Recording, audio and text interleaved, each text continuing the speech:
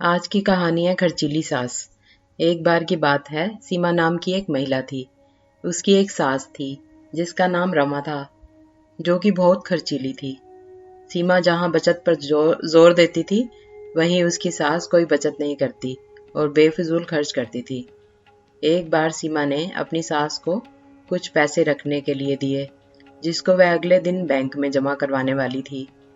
उसकी सास उन पैसों से बाजार से अपने लिए कपड़े लेकर आ गई।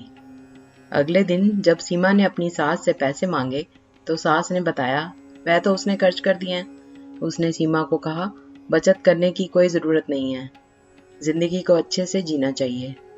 सीमा अपनी सास को बेफिजूल घर की लाइट जलाने से मना करती थी, जो कि उसकी सास को बिल्कुल पसंद नहीं था।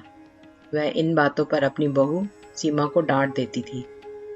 इसके बाद सीमा ने भी निर्णय कर लिया कि वह अपनी सास को रोकेगी नहीं। सीमा ने इसके बाद अपनी सास के कमरे का बल्ब लाकर बदल दिया।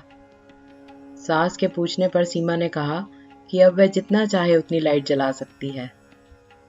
एक दिन सीमा की सास को पकोड़े खाने की इच्छा हुई। उसने सीमा को पैसे देकर कहा कि जाकर राजू हलवाई की दुकान से पकोड़े ले आए। कुछ देर में सीमा अपनी सास को पकोड़े लाकर देती है, जो उसको बहुत पसंद आते हैं। इसी तरह दिन बीते जा रहे थे और सीमा ने अपनी सास की फिजूल खर्ची पर टोकना बंद कर दिया था। एक दिन सीमा की सास बीमार हो गई। उसको जब हॉस्पिटल में भर्ती कराया तो डॉक्टर ने एक बड़ी बीमारी बताकर शहर के हॉस्पिटल में रेफर करने को कहा। जब सीमा के पति ने डॉक्टर से इसका खर्च पूछा तो डॉक्टर ने 2 लाख बताया।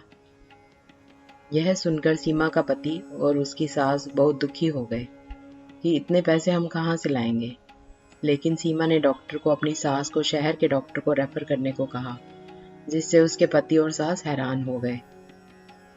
सीमा ने बताया कि यह पैसे उसने घर खर्च में से बचत करके जोड़े हैं।